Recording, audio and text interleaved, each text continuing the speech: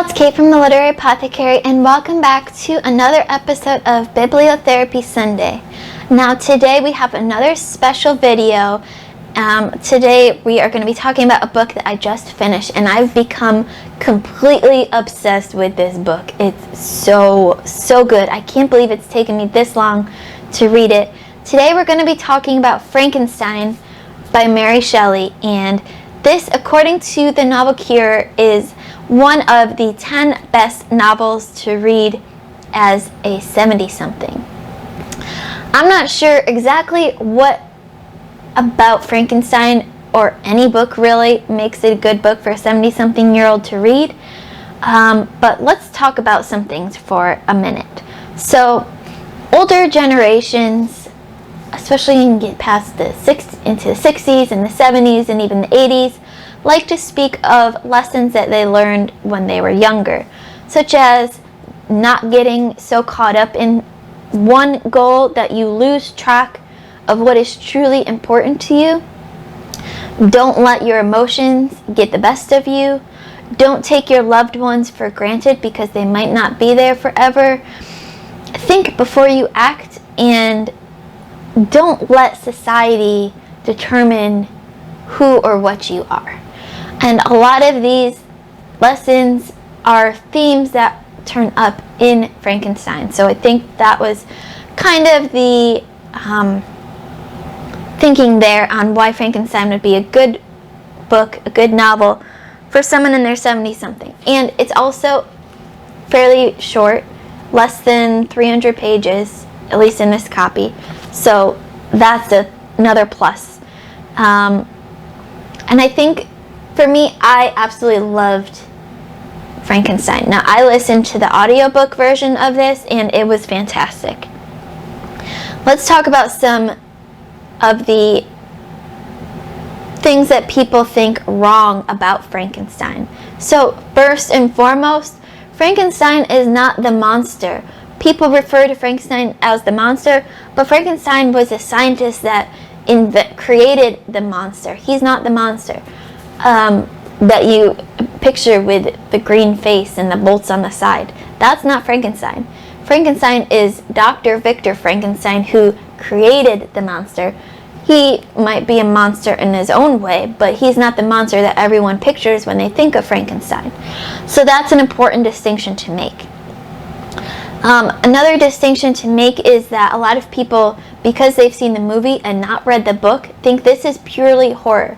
This is not purely horror. This is a very, very well written book. I gave it 5 stars. I wanted to reread it as soon as I was like halfway through it, and I was already like, yep, this is going to be an annual reread for me. I was already obsessed after the first volume. This is split up into 3 volumes, and then within those volumes, chapters.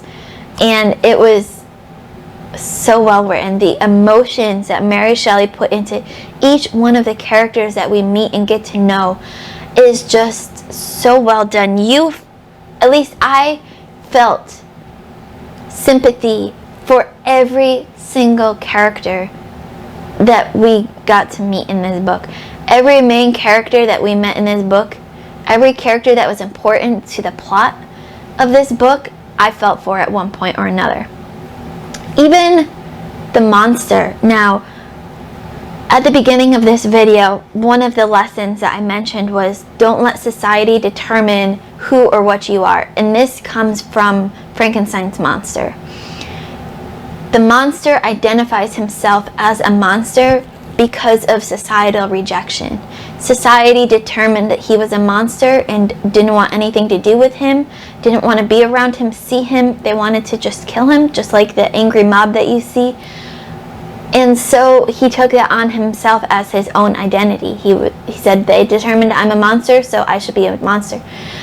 But Frankenstein's monster, this creature, just wants to be loved by like everyone else. And don't let your emotions get the best of you, sadly, is what the monster, the creature, does. And I can't tell you anything more than that because that'll give away spoilers. I know this is one of those classics that people think they know the story of because they've seen the movie version. But if you haven't read the book, you don't know the story. The movies only give you like a sliver of what this book covers. This book is amazing. Everyone needs to read this book at some point or another. And I want to say a special thank you to Evie at She Was Only Evie for talking about Frankenstein nonstop. This is one of her absolute favorite books, one of her trifecta books. And if it wasn't for Evie, I wouldn't have read it when I did. Maybe eventually I would have gotten around to reading it, but I wouldn't have read it just when I did. And I am so thankful to read this because this has become a new favorite of mine, a new obsession of mine, a new annual reread, and I already can't wait to read it again. So, like I said, I gave this 5 out of 5 stars because it deserved every one of those stars. It deserved more than 5 stars. If you want to go up to 10, go up to 10. It deserves all the stars. I'm a 5-star strumpet, yes, but this book truly deserves all of the stars. So, go and pick up Frankenstein. Make sure it's the 1818 edition because later on in, I think it was 1831, Mary Shelley did major edits to this text after she lost her husband Percy, and it, according to Evie, it's just not the same as the original text. So if you want to experience Frankenstein as it was first written by Mary Shelley, make sure you pick up the 1818 edition because it's just absolutely beautiful. And so that's my Bibliotherapy Sunday video on Frankenstein, one of the 10 best novels to read as a 70-something-year-old. If you've read Frankenstein, let me know in the comments below what you thought of it. Did you love it as much as me and Evie, or did you just think it was okay? Don't forget to like, comment, subscribe, and hit that notification bell so you get notified every time I have a new video coming out. Keep reading, and I love you to the moon and back. Bye.